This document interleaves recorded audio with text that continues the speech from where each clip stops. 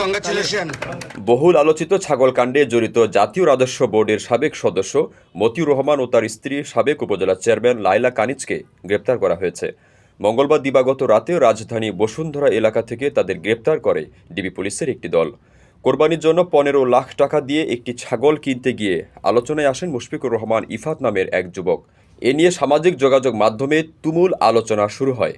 বলা হয়, তার বাবা এনবিআর সদস্য এবং কাস্টমস এক্সাইজ ও ভ্যাট আপিলাত ট্রাইব্যুনালের প্রেসিডেন্ট মতিউর রহমান। এরপর আলোচনা চলে মতিউর রহমান ও তার পরিবারের সদস্যদের কোথায় কী পরিমাণ সম্পদ রয়েছে এসব নিয়ে। এসব আলোচনার মধ্যে একের পর এক বেরিয়ে আসতে থাকে মতিউর রহমানের বিপুল বিত্ত বৈভবের চাঞ্চল্যকর তথ্য। পরে গত বছরে 4 জন মতিউর ও তার পরিবারের সদস্যদের জ্ঞাত আয় বহির্ভূত সম্পদের অনুসন্ধানে নামে দুদক।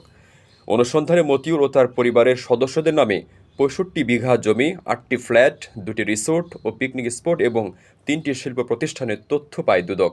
পরে 24 জুন মতিউর ও তার প্রথম পক্ষের স্ত্রী এবং সন্তানদের বিদেশ যাত্রায় নিষেধাজ্ঞা দেন আদালত। এ দম্পতির বিরুদ্ধে একাধিক মামলা রয়েছে। সবশেষ গত 6 জানুয়ারি তাদের বিরুদ্ধে 3টি মামলা দায়ের করেছে দুদক। 124 কোটি টাকার অবৈধ সম্পদ অর্জন ও সম্পদের তথ্য গোপনের অভিযোগে মতিউর রহমান, তার প্রথম স্ত্রী এবং ছেলে মেয়ের বিরুদ্ধে মামলাগুলো দায়ের করে দুর্নীতি দমন কমিশন।